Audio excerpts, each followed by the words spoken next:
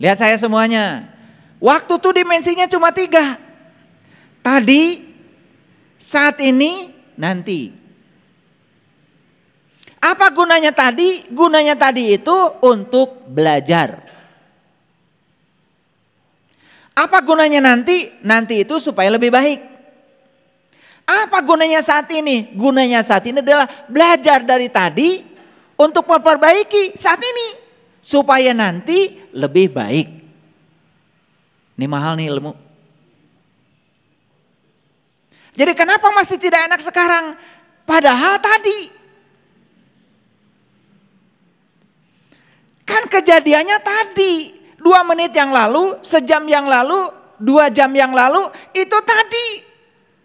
Dan sekarang ya, harusnya yang tadi sudah lewat, itu cuma sejarah. 2 menit yang lalu itu sudah sejarah. Kondisimu tadi dengan kondisimu saat ini sudah berbeda. Nah, kenapa berfokus pada tadi? Karena tidak sadar saat ini sedang apa.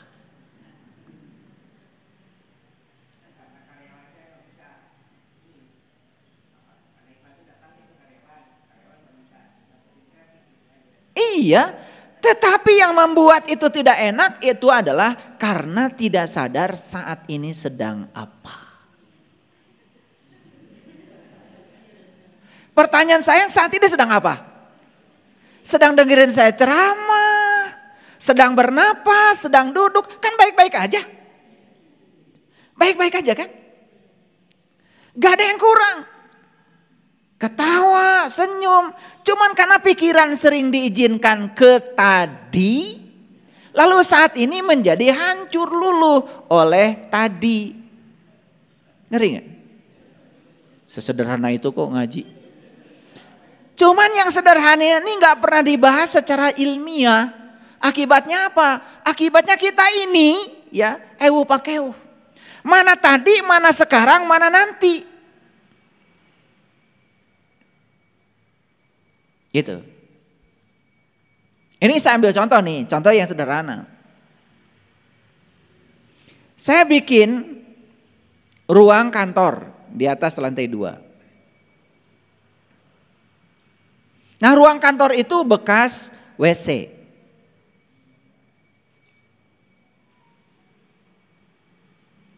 Karena ini bukan bikin baru, otomatis saya memanfaatkan yang ada. Pengen ada WC, pengen ada ruang kantor, pengen ada dapur. Gimana caranya? Otak-atik, saya dapat rumusnya. Sudah, saya sisakan 1 WC di sebelah sini, ruang tengahnya adalah kantor, ruang sini adalah dapur. Tiba-tiba ada yang protes sama saya. Nah, protesnya gimana nanti? Di sini ada yang ngeden, di sini ada yang masak. Sementara ini kantor. Itu hayalan pikiran, kan nanti. Yang membuat kamu pusing itu apa? Nanti. Itu hayalan pikiranmu. Belum tentu terjadi. Yang ngeden belum tentu di situ kok, siapa tahu di rumahnya. Lah kenapa jadi pusing? Kan itu nanti. Jadi maksud saya. Jadi jawaban saya sederhana. Lah kan itu nanti. Nanti itu belum tentu terjadi. Siapa tahu malah kita pun yang ngomongnya udah mati. Lah kenapa khawatir? Kan yang selalu sekalian khawatirkan tuh nanti. Ini ngerti nggak? Nah, makanya ilmunya dari saya sederhana saja. Coba di setiap saat tanyakan pada dirimu, sekarang saat ini saya sedang apa? Coba damai. Itu yang dimaksud dengan kebahagiaan selalu dari dalam. Nah, ketika kamu berpikir nanti yang belum terjadi, atau berpikir tadi yang sudah terjadi, kamu sedang mengizinkan dirimu lari ke masa lalu dan masa depan dan tidak hadir di sini. Berarti kamu sedang mengizinkan dirimu dalam keadaan ketidakbahagiaan. Jadi bahagia itu sederhana. Bahagia itu adalah hadir di sini, saat ini, sekarang. Sadar saya sekarang sedang apa. Gitu aja bahagia. Lah kalau saya dapat uang itu senang. Kalau saya mendapat yang diinginkan itu senang, bukan bahagia. Kalian salah alamat, bilang yang disebut kalian senang sebagai kebahagiaan. Bahagia bukan begitu. Bahagia itu tentramnya batin di sini, saat ini, sekarang. Makanya kalau saya sederhana kok. Saya selalu melontarkan pertanyaan pada diri saya. Saat ini saya sedang apa? Makanya harus ada slow motion. Harus ada slow motion. Nih lihat nih. Kalau tangan saya digerakkan ke sini kemudian dipoto. Foto yang kalian itu saking cepatnya cuma dapat satu gambar. Tapi kalau tangan saya digerakkan begini, saya foto pakai stroboskop namanya di lab. Posisi tangan saya di setiap saat itu selalu ada. Ternyata ada 1000 posisi tangan saya dari sini ke sini.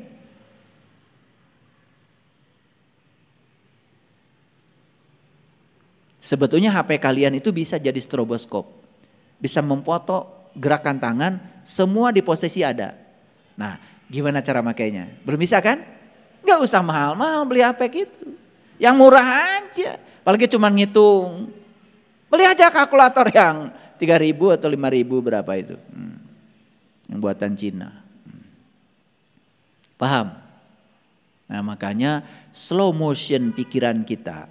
Jadi sebetulnya sadar bahwa kita bukanlah pikiran. Kita adalah si pengamat bagi pikiran. Makanya yang suka berpikir nanti dan tadi, hati-hati. Itu bukan diri sejatimu, itu egomu.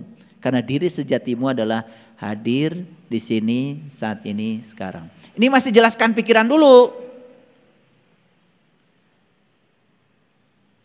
Karena pikiran yang saya maksud adalah pikiran yang bernutrisi. Pikiran yang sudah terkondisi oleh kesadaran. Pikiran yang sudah menjadi pelayan bagi kesadaran. Nah pikiran yang masih liar, bukan itu maksud saya. Jadi kalau Anda ingin jadi manusia jujur, pikirannya beresin dulu. Ketika pikirannya sudah beres pun belum tentu hidup Anda beres. Kalau yang di pikiran tidak sama dengan perkataan. Apakah pikiran sama dengan perkataan sudah beres? Belum beres. Kalau tidak sama dengan perbuatan. Jadi pikirannya harus terkondisi oleh kesadaran. Dan pikirannya harus sama dengan perkataan. Perkataan sama dengan perbuatan. Itu namanya jujur. Ayo. Saya praktekkan sekarang. Praktek jujur. Begitu kalian sholat. Allahu Akbar. Takbiratul ihram kan? Oke. Ada suaranya? Ada. Ada perkataannya? Ada. Perkataannya adalah Allahu Akbar. Itu hanya perkataan saja. Hanya perkataan saja. Apakah pikiran kita mengerti Allahu Akbar? Apakah perbuatan kita sudah mewujudkan kalimat Allahu Akbar? Apa artinya Allahu Akbar? Allah Maha Besar. Jadi yang Maha Besar siapa? Allah. Kalau Allah Maha Besar berarti kalian sudah sadar bahwa Allah Maha Besar. Mari kita wujudkan sekarang. Lihat saya semua ke sini. Lihat apa? Di depan saya. Di depan kalian lihat apa sekarang? Lihat apa? Lihat apa? Lihat saya. Sedang apa? Nah, jadi bohong. Katanya Allah Maha Besar. Besaran mana saya dengan Allah? Besaran Allah. Tapi yang kalian lihat tadi yang besar atau yang kecil? Udah mulai gak jujur. Udah mulai jujur. Harusnya lihat apa kalian? Lihat ruang kosong. Ada sayanya. Kan ruang kosongnya lebih besar daripada saya. Kenapa kalian tidak menyebut yang lebih besar daripada saya? Mulai pusing kan? Gak apa-apa. Kalau ngaji dengan saya memang cirinya begitu, pusing. Nah berarti gak jujur itu. Apa yang dikatakan itu tidak sama dengan yang kalian lihat. Apa yang dilihat itu yang dipikirkan. Karena pikiran itu mendapatkan sesuatu yang dari yang dilihat. Betul gak? Kan saya sudah jelaskan minggu yang lalu. Ya pintu pikiran itu ada 7. 2 penglihatan, 2 pendengaran, 2 pernapasan, 1 pembicaraan. 7. Ada 7 pintu pikiran di sini. Karena pikiran di sini pintunya ada 7. Nah pintu ini ya jadi gerbang untuk terjadinya stimulus bagi pikiran. Tambah lagi setelah Allahu Akbar apa yang kalian baca? Allahu Akbar kabiro walhamdulillahi katsiro. Titik aja dulu sampai situ. Allah yang maha besar dengan segala kebesarannya. Segala puji habis untuk Allah. Suka baca itu? Suka baca. Kalau orang gak muji kamu, sakit hati enggak? Kalau kau memberi orang tidak memujimu, tidak nyanjung-nyanjung, sebel enggak? Pernah nggak kalian mengatakan, pokoknya saya nggak akan ngasih lagi sama kamu, karena kamu tuh nggak tahu terima kasih. Dikasih, bilang terima kasih aja enggak kok. Suka begitu? Suka begitu tidak? Ini ngaji jujur nih. Berarti nggak jujur. Kalau saya nggak bahas gini, pasti kalian bilang, saya udah jujur kok. Kenapa kamu yakin kalau kamu itu jujur? Karena saya pernah jadi pemeran sinetron Gadis Jujur.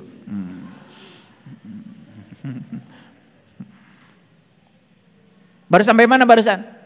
Baru saja Allahu Akbar kabiro, walhamdulillahi katsiro, wa subhanallahi bukratan wasila. Dan saya selalu menyucikan Allah pagi dan petang. Betul enggak? Betul enggak pagi-pagi tadi mensucikan Allah? Betul enggak petang nanti kalian mensucikan Allah? Bohong.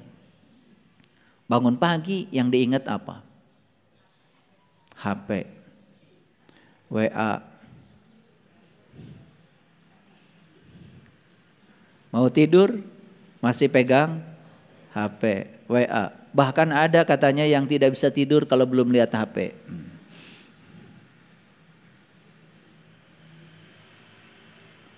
Ini kalau diteruskan lagi, inni wajahtu wajhiya lilladzi fataras samawati wal ardh. Aku hadapkan wajah batinku kepada zat yang telah menciptakan langit dan bumi. Ngomong aja. Saat itu batinnya kelayaban kemana-mana. Dalam kehidupan juga batinnya kelayaban kemana-mana. Tidak pernah menghadapkan wajah kepada Allah, zat pencipta langit dan bumi. Gak sama apa yang kalian pikirkan. Gak sama apa yang kalian katakan. Gak sama dengan yang kalian perbuat. Bagaimana disebut jujur?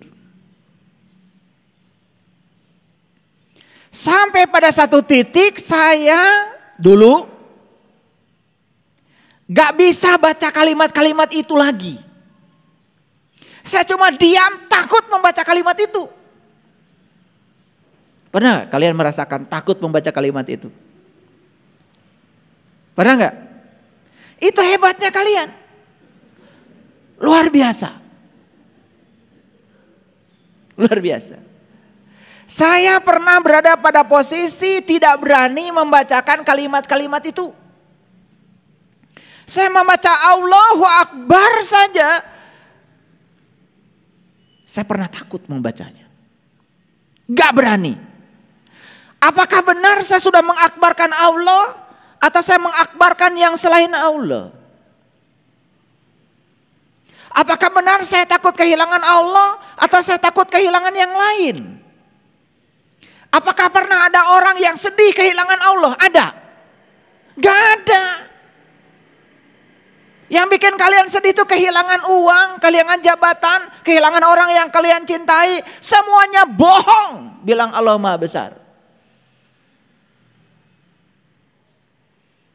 Ayo. Jangan-jangan kalian habis dari sini gak berani lagi mengucapkan kalimat itu. Gak apa-apa. Sholat gak usah banyak kalimatnya. Tapi satu kalimat nyerep. Antara pikiranmu, perkataanmu dengan tindakanmu sama. Walaupun kalimatnya cuma sedikit. Tetapi itu paten. Daripada banyak kalimat. Semuanya hanya membual. Basa-basi ujungnya jadi basi. Tambah lagi kalimat yang kalian ucapkan apa? Inni wajahtu wajhiya lilladzi fataras samawati wal ardh hanifan. Tahu Hanif? Iya, aku hadapkan wajah batinku kepada Zat yang telah menciptakan langit dan bumi dengan penuh kerendahan hati. Itu yang kalian ucapkan. Untung aja kalian gak ngerti. Hanya kalian hebat. Manusia-manusia nekat.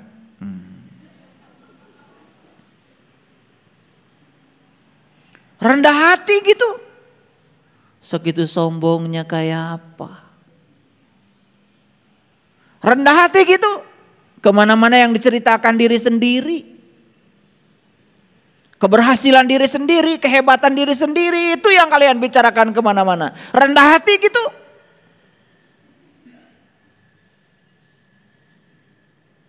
Tambah lagi kalimat nekat berikutnya. Inna sholati wa nusuki wa mahyaya wa mamati. Sholatku, ibadahku, hidupku, matiku lillahi rabbil alamin. La syarikalah. Tidak ada selingkuh sedikit pun kepada Allah. Kata Allah, gombel.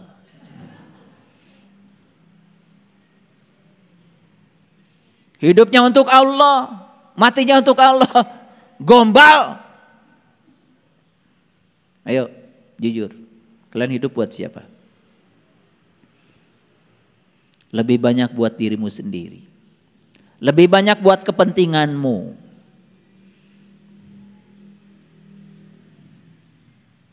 Saya ngajak, ayo. Saya bikin yayasan nih. Yayasan ini mau membangun peradaban. Mau bikin sistem pendidikan yang memanusiakan manusia. Membangun tempat pelayanan bagi orang. Ayo.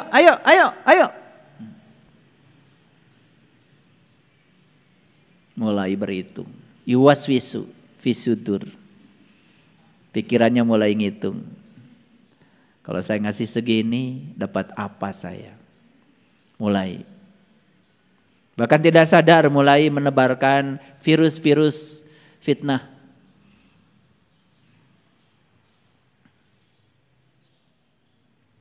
Ada juga yang berani-berani memfitnah sama guru. Ya saya nggak akan marah. Gelas dipecahkan tidak akan marah. Gelasnya nggak akan pernah marah. Tapi yang punya gelas gimana kalau nggak ridho? Saya diperlakukan apapun sama murid saya nggak akan marah. Karena saya sadar murid saya tidak semuanya baik. Yang baik, baik bagi saya. Yang kurang baik, baik juga bagi saya. Gak masalah kok, semuanya saya sayang pada kalian.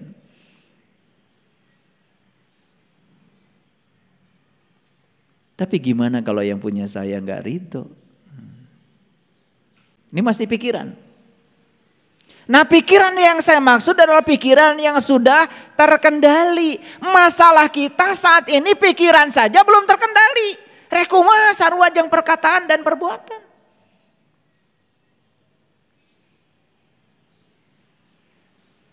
Jadi ini pikiran yang sudah dikendalikan oleh kesadaran. Paham? Nah, pikiran itu berhubungan dengan intelektualitas, sakola. Kalau kesadaran berhubungan dengan intelijensia, kolbu. Makanya pikiran dan kesadaran itu ruang yang berbeda. Makanya ada orang yang pikirannya sangat maju. Itu namanya intelektualitasnya tajam. Tetapi mungkin saja intelektualitas tajam tidak disertai dengan apa? Kesadaran yang tinggi, berbahaya. Itu seperti pisau yang tajam tidak ada sarungnya. Makanya banyak orang yang pintar keblinger, sekolah tinggi-tinggi ujungnya masuk penjara karena korupsi. Kenapa? Karena dia pikirannya malah suka membisiki kesadarannya. Bukan kesadaran yang mengingatkan pikirannya.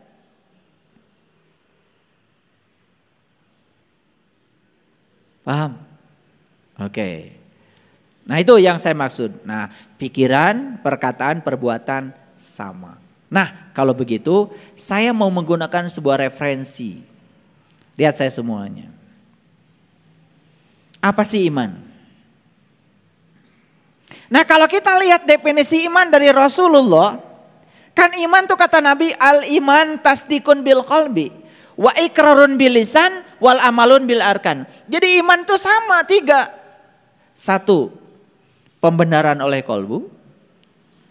2. Diwujudkan dalam lisan. 3. Diwujudkan dalam perbuatan.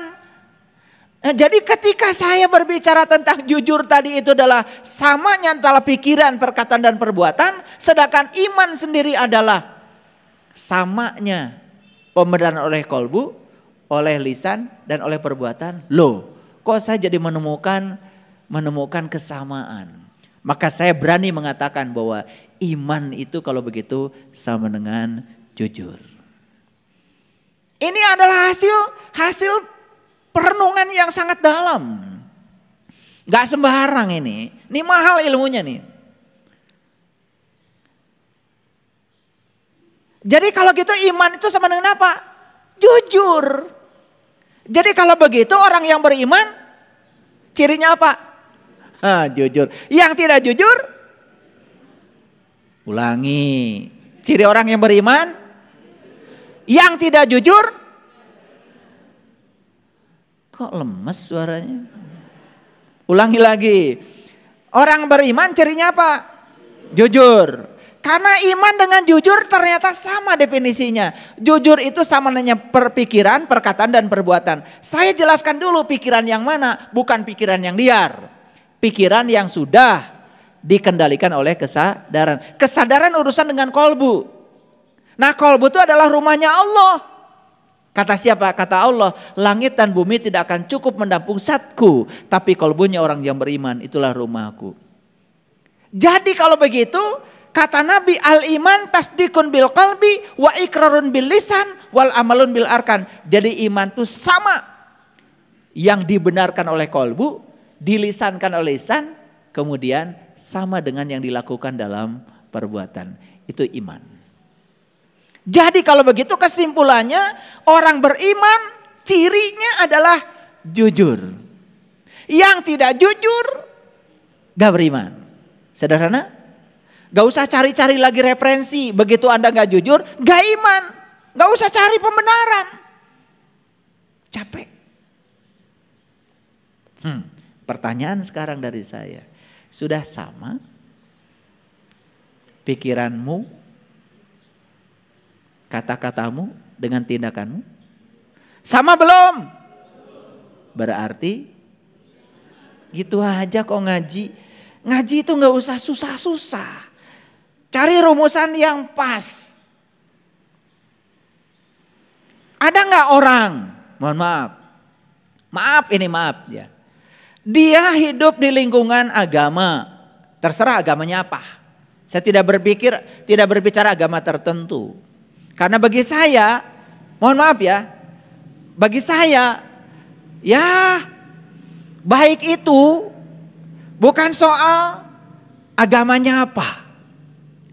Baik itu menurut saya soal kualitas diri kalau menurut saya. Lalu kenapa kalau gitu kita perlu beragama? Ya kita perlu beragama supaya kita ini tidak usah cari-cari model untuk jadi orang baik. Makanya para leluhur kita sudah mewariskan kepada agama. Supaya kita nggak usah cari-cari model untuk jadi orang baik. Gini-ginilah sederhananya. Bikin rumah bagusan mana pakai gambar dengan enggak? Pakai gambar kan? Lebih bagus tanya arsitek kan, biar nggak terlalu ngawur. Apakah bisa bikin rumah tanpa gambar? Bisa, tapi kemungkinannya dua. Bisa bagus banget, bisa brengsek banget. Nah leluhur kita ada yang sudah sampai. Ada leluhur agama A, ada leluhur agama B, ada leluhur agama C, ada leluhur agama D. Mereka semua mewariskan ajarannya kepada kita. Nah ajaran yang diwariskan yang telah berhasil menyadarkan mereka, ya kita ngikut. Tetapi jangan ikut seutuhnya. Karena kita diberi kecerdasan. Makanya agama itu adalah perpaduan antara ajaran yang disampaikan oleh para nabi, para rasul dengan tradisi sebetulnya. Makanya agama itu berkembang di mana berbeda, karena yang membuat beda itu tradisinya. Gitu. Jadi kita boleh beragama Islam, boleh, bagus. Tetapi tidak mesti jadi orang Arab. Anda boleh beragama Hindu, boleh. Tapi tidak mesti jadi orang India kan? Apakah saya boleh beragama Nasrani? Boleh. Dan tidak mesti menjadi orang Israel. Apapun agamamu, tetap saja jadi orang Indonesia.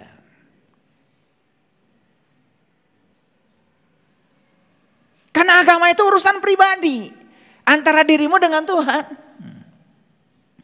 Coba agama yang paling tua umurnya berapa sekarang? Taruhlah 3000 tahun. Betul?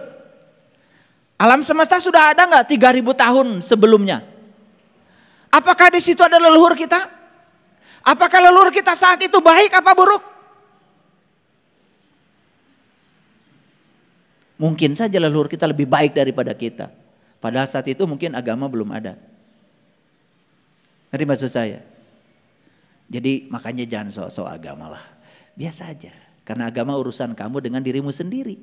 Pamerkan saja dampak dari agamamu. Jangan memamerkan agamamu. Bahkan yang harus kita wariskan kepada anak cucu kita sebetulnya adalah perilaku baikmu. Contoh teladan itu yang akan diingat oleh anak cucu kita. Bukan apa keyakinanmu. Ngerti maksud saya? Jadi sekarang setuju iman sama dengan jujur? Oke. Sekarang saya tanya, ada gak orang, maaf tapi dia itu aktif di lingkungan agama. Terserah agamanya apa. A, B, C, D, E, apapun terserah. Saya tidak mau berbicara salah satunya. Tapi tidak jujur. Ada?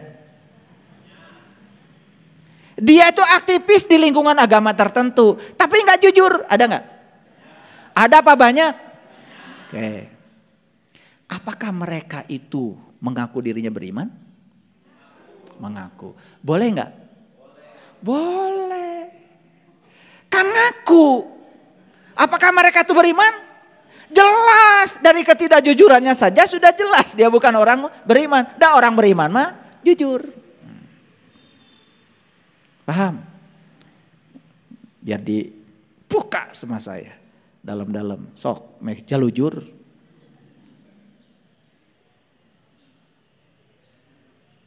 Ya.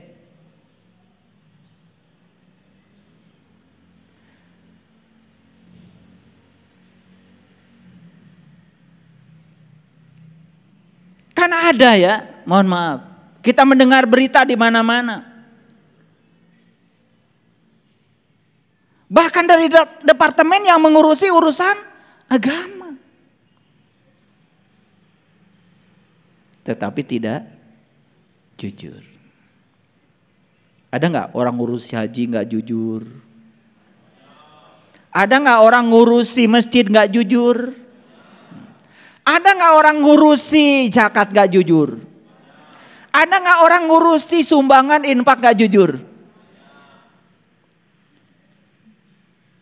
Apakah mereka itu beriman? Tidak. Apakah mereka mengaku beriman? Ya pasti yang diuruskan zakat, infak, masjid, tempat ibadah, haji, umroh, yang diurusi urusan-urusan agama. Ngerti maksud saya ini? Ya, gak apa-apa lah ya, kita buka sedikit ya. Biar wawasannya terbuka.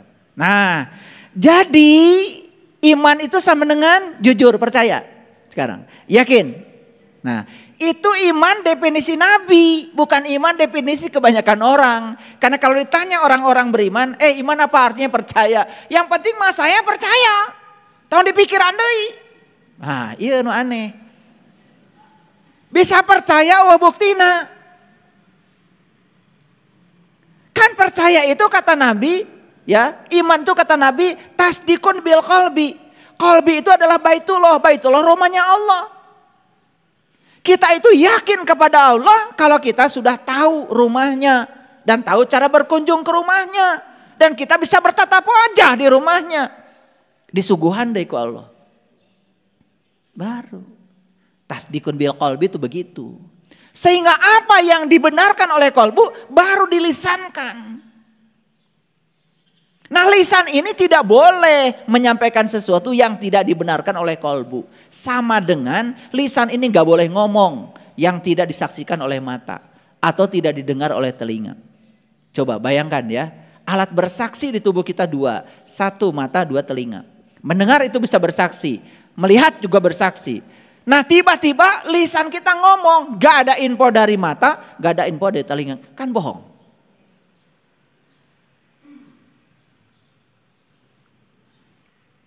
Oke. Nah, saya ingin jelaskan dulu apa bedanya pikiran dengan kolbu. Nih, supaya ngerti. Kolbu itu baitullah. Baitullah adalah rumah Allah. Karena Allah dekat bersama kita, lebih dekat daripada uratnya di leher kita, berarti Allah bersama kita. Kalau Allah bersama dengan kita, berarti rumahnya Allah ada dalam diri kita.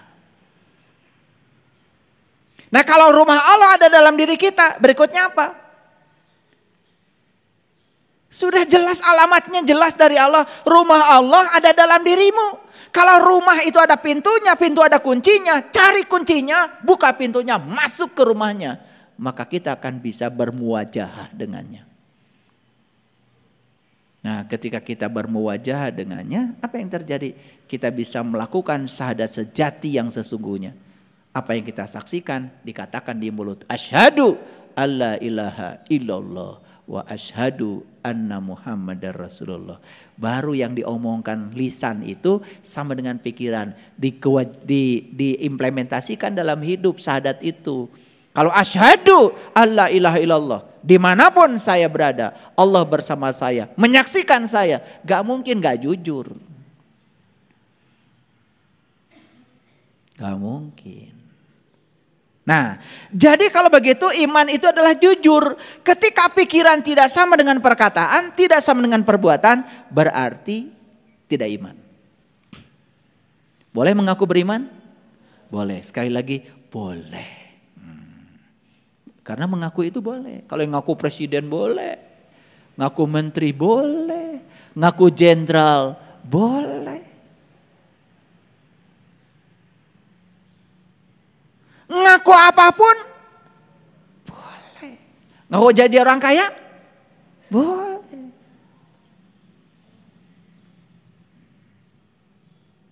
Paling capek.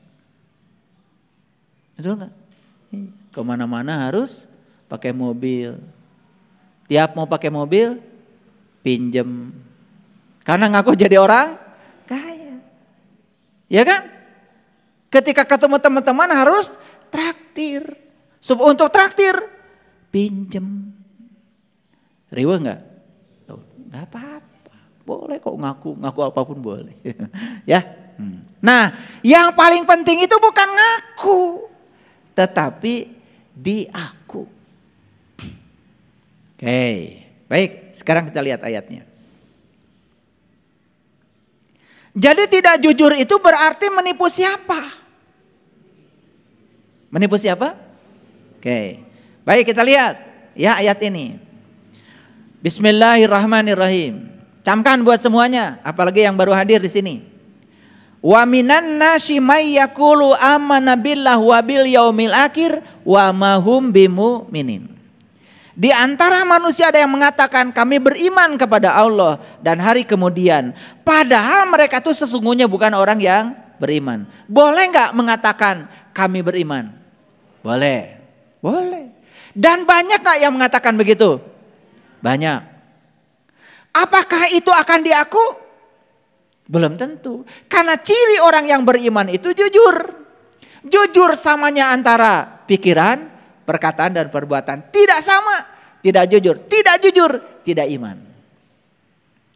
Clear sampai sini? Lanjut. Mereka hendak menipu Allah dan orang-orang yang beriman. Yukhadi'unallaha wallazina amanu wa ma yakhda'una illa anfusahum wa ma yash'urun. Itu bahasa Arabnya. Saya tidak cantumkan nih di sini. Ya, karena kalau saya cantumkan juga kalian nggak ngerti. Makanya saya cantumkan yang ngertinya aja. Tapi saya bacakan supaya kalian yakin kalau itu dari Quran. Perhatikan. Mereka hendak menipu Allah dan orang beriman padahal mereka menipu dirinya sendiri sedang mereka tidak sadar. Nah, kebanyakan orang-orang yang mengaku beriman ini tidak sadar kalau dirinya bukan orang beriman. Karena di mana-mana ngaku beriman. Padahal sudah jelas cirinya ada pada diri dia. Dia tuh gak jujur. Yang dipikirkan, yang dikatakan, yang diperbuat. Bahkan ketidakjujuran itu dia lakukan justru ketika sedang ibadah. Ada gak orang yang ketika ibadahnya begini? Rabbi gfirli warhamni wajburni warfa'ni warzuqni wahdini wa'afini wa'fu anni. Ada? Ada? Ada. Bagus? Bagus. Sedang apa itu? Sedang ngatur-ngatur Allah. Sedang ngajarin siapa? Ngajarin Allah. Padahal di awal pembukaan tadi dia mengatakan ya, inna sholati wa nusuki wa mahyaya wa mamati lillahi rabbil alamin la syarikalah wa bizalika umirtu wa ana awalul muslimin. Di awal tadi dia mengatakan sesungguhnya saya orang yang berserah diri kepadamu ya Allah. Kalau berserah diri kepada Allah harusnya siap diatur Allah. Tetapi di bagian gerakan sholat berikutnya, Rabbi gfirli warhamni wajburni warfa'ni warzuqni wahdini wa'afini wa'fu'ani. Berlawanan gak dengan yang dia katakan? Berlawanan apa tidak? Jawab dong. Suka kalian baca kalimat yang berlawanan itu? Di awal kalian bilang wa ana awalul muslimin, saya orang yang berserah diri kepadamu, bahkan kalian mengatakan wa bizalika umirtu, apapun yang kau perintahkan padaku aku taat padamu. Tetapi di bagian tengah tadi kalian membacakan kalimat yang jelas-jelas berlawanan dengan deklarasi kalian di awal. Pernah berpikir itu? Pernah memikirkan enggak? Luar biasa memang kalian ini. Melontarkan kalimat yang berlawanan sampai tidak terasa. Keren. Keren luar biasa. Saya kadang-kadang suka mikir, apa saya yang salah gitu. Tapi kan saya dikasih kecerdasan oleh Allah untuk menganalisis. Tapi begitu saya sampaikan begini, ini terasa nggak ngajinya? Terasa? Masih banyak sebetulnya yang tidak koheren, tidak selaras ucapanmu yang satu dengan ucapanmu yang lain. Bahkan itu dilakukan ketika kalian katanya sedang sholat. Itulah pentingnya ikut pelatihan sholat khusyuk itu. Ntar saya perbaiki semuanya. Kalau saya berbicara begini berarti saya tahu cara memperbaikinya.